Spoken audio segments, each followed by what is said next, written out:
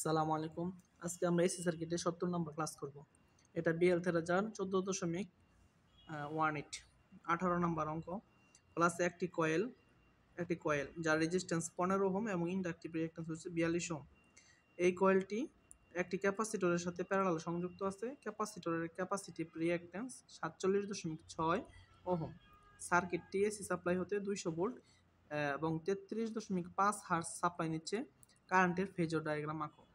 তাহলে আমি দেখলাম রেজিস্টরের মান 15 ওহম এবং কয়েলের যে ইন্ডাকটিভ রিঅ্যাকট্যান্স আছে এটা 42 ওহম। হ্যাঁ, আর যেটা এই কয়েলটার সাথে একটা ক্যাপাসিটর প্যারালাল সংযুক্ত আছে যার ক্যাপাসিটিভ রিঅ্যাকট্যান্স 47.6 ওহম।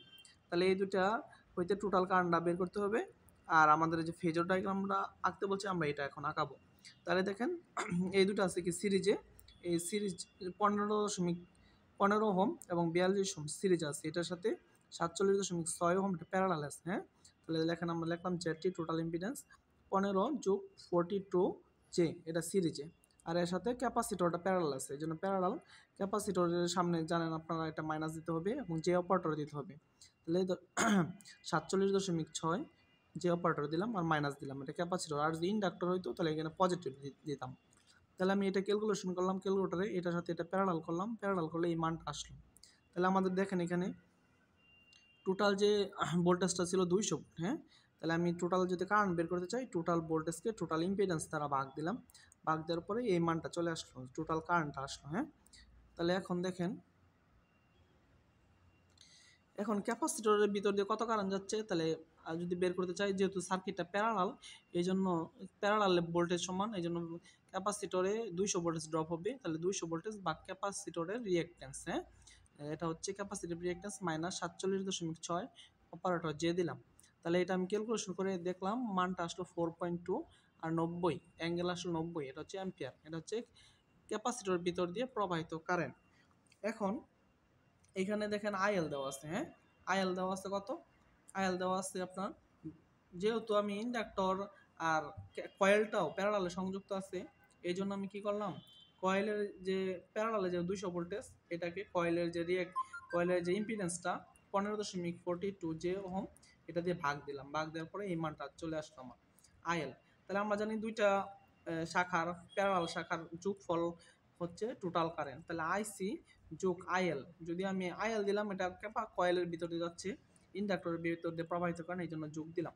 তাহলে দেখেন, তাহলে আমি যদি এখন টোটাল কারেন্টের ফেজর ডায়াগ্রাম আঁকাতে চাই তাহলে আমি একটা রেফারেন্স আঁকাইলাম এখানে। হ্যাঁ, কারণ একটা রেফারেন্স আঁকাইলাম, এটা 0 ডিগ্রিতে আছে।